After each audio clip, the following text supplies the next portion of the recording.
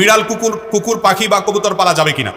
বিড়াল পালা তো যাবে, এতে কোনো সন্দেহ নাই, কারণ নবী করিম সাল্লাল্লাহু আলাইহি সাল্লাম বিড়াল সম্পর্কে বলেছেন, ফাইন্নাহা মিনাত তাওয়াফিনা আলাইকুম আত-তাওয়াফাত।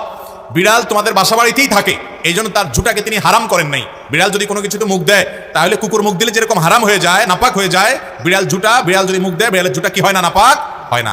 এই জন্য বিড়াল পালা জায়েজ আছে, বিশেষ করে ইঁদুরের উপদ্রব থেকে বাঁচার জন্য, কিংবা এমনি আদর করে আপনি বিড়াল পালেন, কোনো অসুবিধা নাই। আপনারা সবাই জানেন একজন সাহাবী ছিলেন, নাম হলো আবু হুরায়রা, নাম শুনছেন না, রাদিয়াল্লাহু তাআলা আনহু। ওনার নাম কিন্তু আসলে আবু হুরায়রা ছিল না, ওনার নাম ছিল প্রসিদ্ধ মত অনুযায়ী আব্দুর রহমান।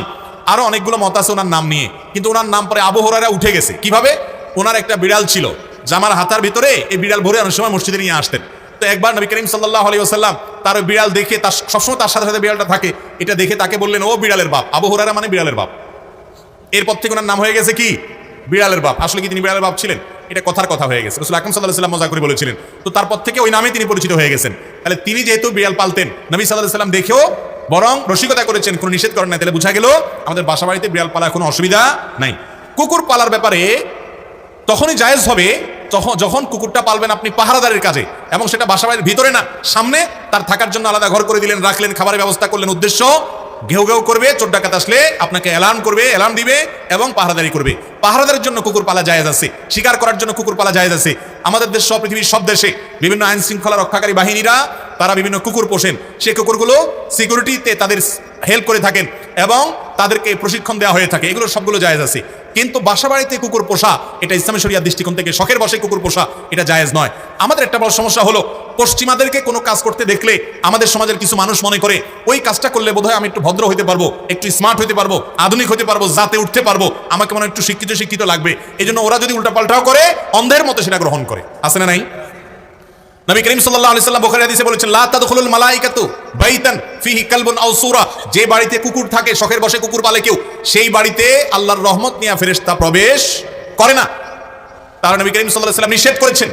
এবং কুকুরের মধ্যে কিছু কিছু কুকুর আছে শয়তানের সুরত ধরে আসে। আপনারা দেখবেন হাদিসে যেটা নিষেধ আছে ওইটা আরো বেশি করে।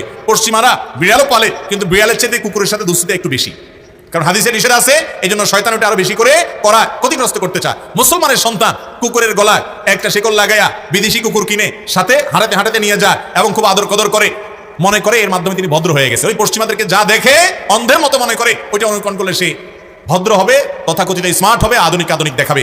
এরা হলো সবচেয়ে বেশি পশ্চাৎপদ, এরা হলো সবচেয়ে বেশি বিবেককে অন্যের গোলামি করে নিজেকে গোলামের জিঞ্জিরে আবদ্ধ করে ফেলেছে। মুসলমানের জন্য কুকুর শখের বশতে পালা জায়েজ নাই, তবে প্রয়োজনে বশতে পালতে পারেন। আর আল্লাহ সৃষ্টি হিসেবে তা খাবার দিবেন বা কোনো অসুস্থ হলে সেবা দিবেন, সেটা কোনো নাজায়েজ বিষয় নয়। তবে বাসা বাড়িতে পালা জায়েজ নয়, শখের বশতে হারাম। আর পাখি যদি আপনি পালতে চান, কবুতর পালতে চান, যে সমস্ত পাখি, বিশেষ করে কবুতর খাঁচায় পালা যায়, পালেন, কোনো অসুবিধা নেই। আর যে পাখিগুলো খাঁচায় পালা যায়, খাঁচায় পালার মতো, সেগুলো পালেন, যেমন টিয়া পাখি ইত্যাদি। কিন্তু যেই পাখি উড়ে বেড়ায়, আপনি সেগুলোকে খাঁচা বন্দি করে রাখছেন এবং এটা রেখে তাকে কষ্ট দিচ্ছেন, সেটা কিন্তু জায়েজ নয়। আর যেগুলো খাঁচাতেই পালার জন্য উপযোগী এই টাইপের, বাইরে রাখলে বরং, ছেড়ে দিলে বরং সেগুলো মারা যাবে, তাহলে সেরকম পাখি পালতে অসুবিধা নাই।